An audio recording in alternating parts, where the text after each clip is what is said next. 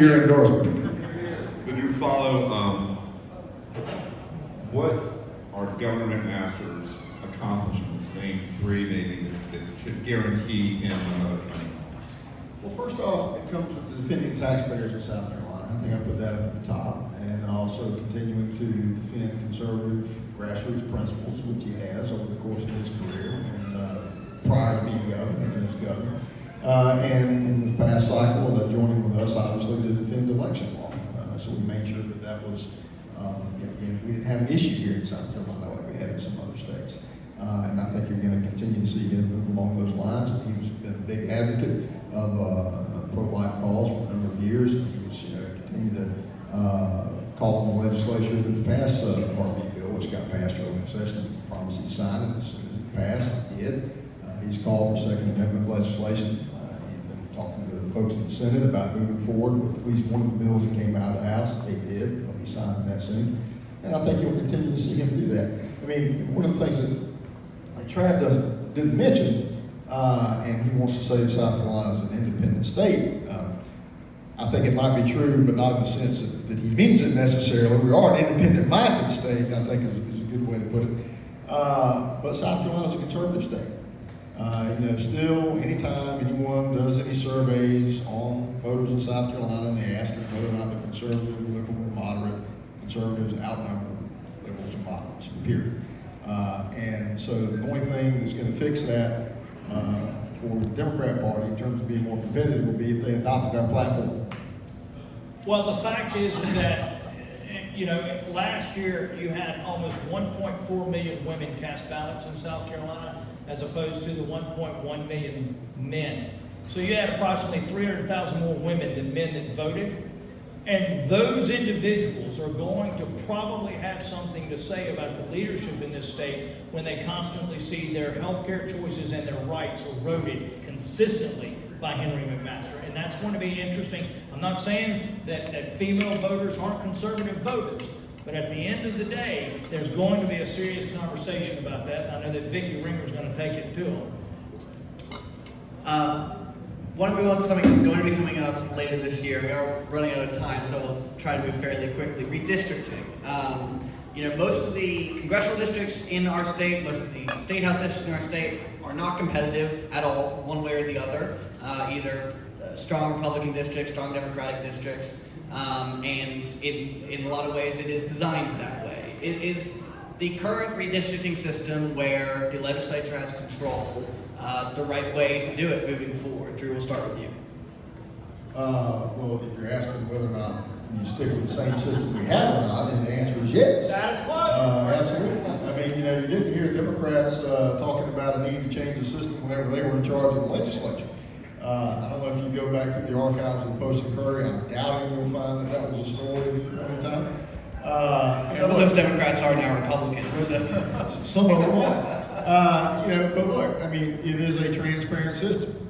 If people don't like the way that legislators draw lines, then they can go talk to their legislators. They can vote against them the next time. This business of so-called nonpartisan election commissions is a bunch of garbage. I have not met a truly nonpartisan person in my lifetime. Anybody who gets involved in politics in any capacity is most certainly partisan in some capacity.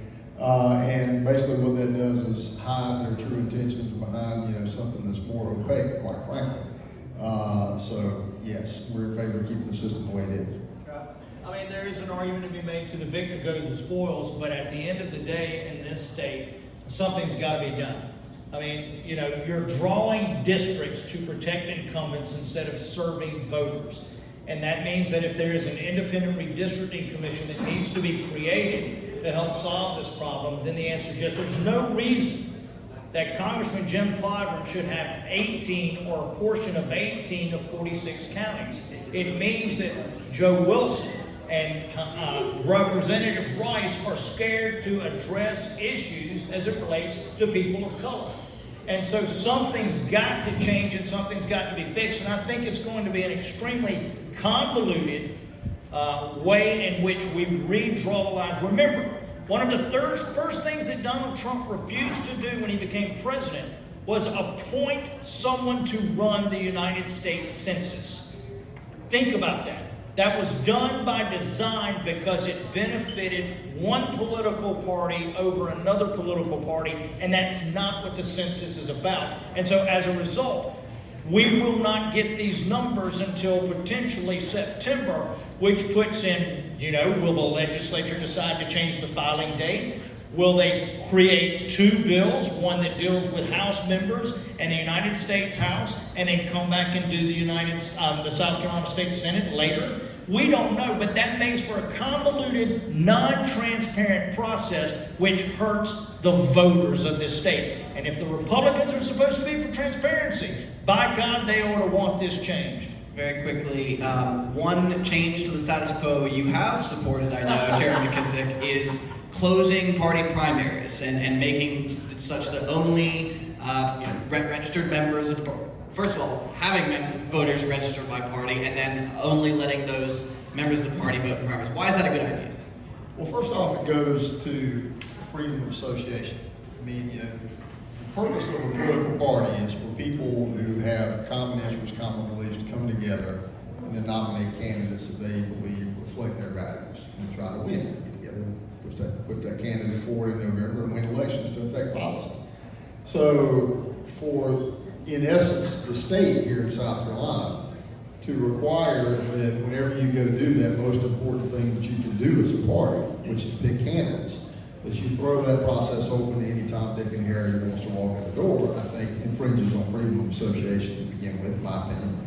I think, though, there are a lot of different ways that states do this. Some have closed primaries, some have partially closed primaries. There's about a dozen different ways that states do this around the country. I think the way that we do it is the worst way.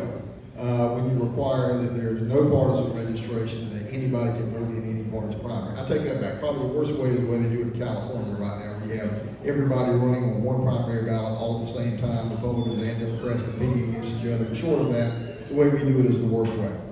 Is this a bad idea, Trav, very quickly, and what's the other side to that? Very quickly, I mean, the fact I is, want to get on to the very end. but the fact is that the very people who claim to love freedom and democracy are the ones who are always trying to put stipulations in closing. I have spent my life running in campaigns in this state, and the fact is that one of the creative nuances, the intellectual challenge, the charm of our state is that you actually have to go into a community and a neighborhood and look at the voting patterns of people and figure out a way to build a coalition. Not one group of individuals determines the outcome. You build a coalition. And I think that if you do that, once again, and I don't mean to harp on this, I think it threatens our presidential primary system. All right, we've hit the clock. We very much appreciate it. We'll go for another hour. We would love it. Let me take care of some housekeeping, and then we're going to close with something we call the lightning round. We're going to ask you a quick series of questions. Very easy, pass fail. We want to thank you to the folks here at Steelman Brewery. We just had a great time with the second time we posted. Appreciate it. Thank you to South Carolina AARP as our sponsor. And please go to our website and look up our Pints and Politics page. We hope to do this again soon. We've got a lot of invitations out, and we look forward to having everyone back in person again. We're going to triple this crowd if we can do it. So let's close out now and do that. And this will be our lightning round. Quick. I'll go first. What Democrat active in politics today do you most admire? Trav Robertson. Same switched question. Lynn Wood. I'm kidding. I love McKissik. Is there room in the Republican Party today for Republicans who are anti-Trump? Well, look, we're a Big Ten party. Lightning round, remember? We're a Big Ten party. Liz Cheney does not think so. Is there room in the Democratic Party today for voters who are anti-abortion? We are a party that includes everyone. And I think that our nominees are past and present. Donald Trump will go down in history as A fantastic president. A blip in the history of our country. Joe Biden will go down in history as? One of the most consequential presidents in the history of our country. A one-termer. And then Really? finally, I mean, really? and then finally, Drew, first to you. Who from your party is most likely to win the 2024 South Carolina presidential primary? I have no idea. I'm not involved in this. Who from yours is most likely to win the 2028 South Carolina Democratic primary? I'm just focused on the next 9 days. Very good. We thank you all very much, and I Thank hope you you. enjoy themselves. Thank you for coming. Shout out to my mom and dad right there, the first outing. That's good.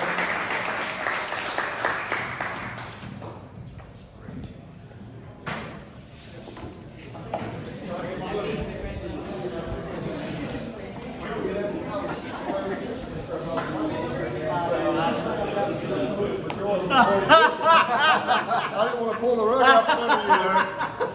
You should have done it. You should have done it. Talk about gerrymandering. Thank you very much for having me. Appreciate it. Good. It's supposed to be fun. It's all money. Appreciate it. Thanks. I'm sorry you had to come out and say that. No, that was great. Thank you very much. Appreciate it. That was fantastic.